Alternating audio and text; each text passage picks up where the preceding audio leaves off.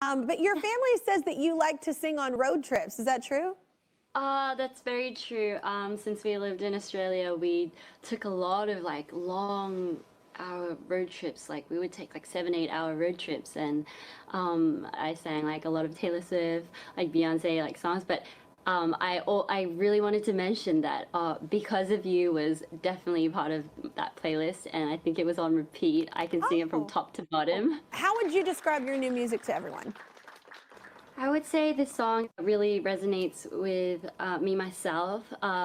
There's a part in the song that says, I've worked my whole life just to get high, just to be like, look at me, I'm never coming down. But it eventually says, but everything I need is on the ground. And it's just a song that kind of tries to keep everybody grounded, tries to tell everybody, take a moment to sit back and think about what really matters, to us. Absolutely.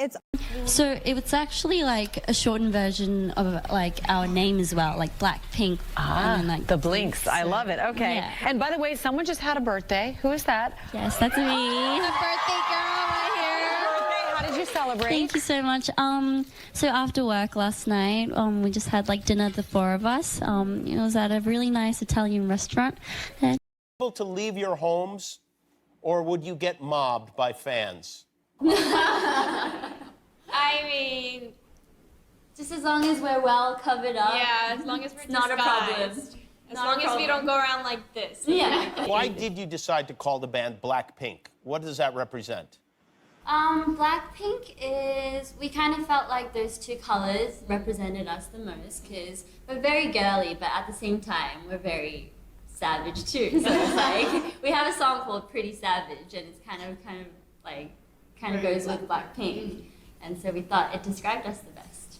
Well, that's the thing. I think I was personally really excited that we got to get rid of all those, in my opinion, annoying subjects. But in the long run, I mean, it would have been nice if we were educated that way, but mainly it's all about just performance. Then also, like, We have language. we have languages, and we did, like, sessions for, like, how to, We had like we had a lot of language lessons. We had to learn like English, Japanese, Korean, Chinese. Chohango mai hananju adeyo. You know? And we're Blackpink, and we just had an interview on the Zach Sang show.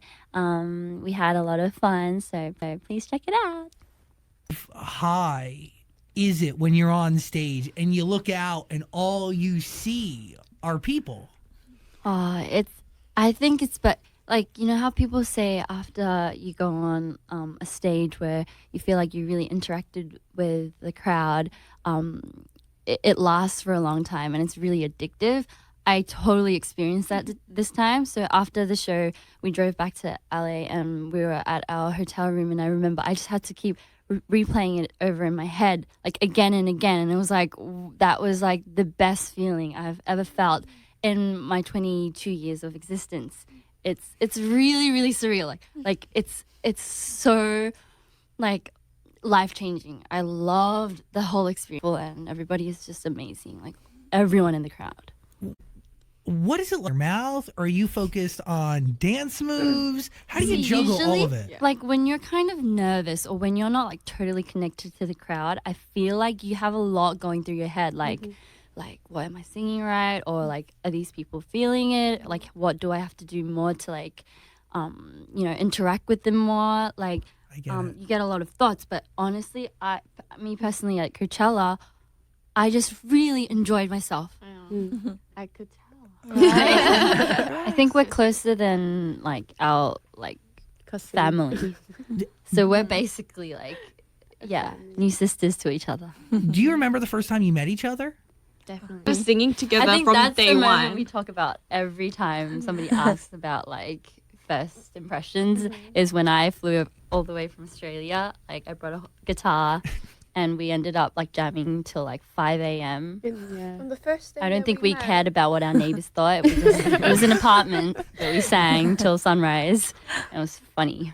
Well, by the way, it is crazy that you left New Zealand to go to Korea to join? Because did you audition? Australia. I'm so sorry. No, it's okay because I was born in New Zealand and I lived in Australia and then I left. Did you audition for YG in Australia? Yes, like literally, like just an open audition. Why'd you do it? Because my dad told me to. I think he was sick of me like screaming at the top of my lungs on my piano every night at like 12 a.m.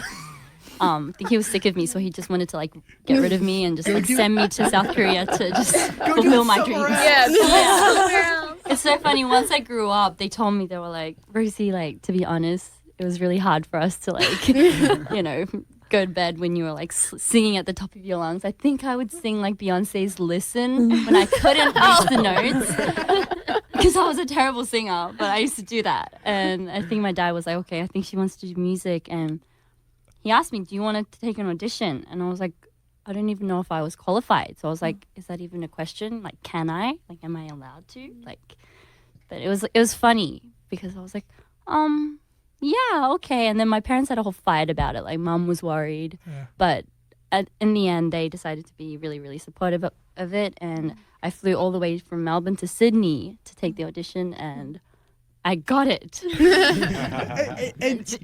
and then what? So bizarre. Do your parents fly with you to Korea? Do they just ship you off? No, yeah, they flew with me to Korea, but then after they dropped me off, they had to come back to Australia because they've got their jobs there and everything.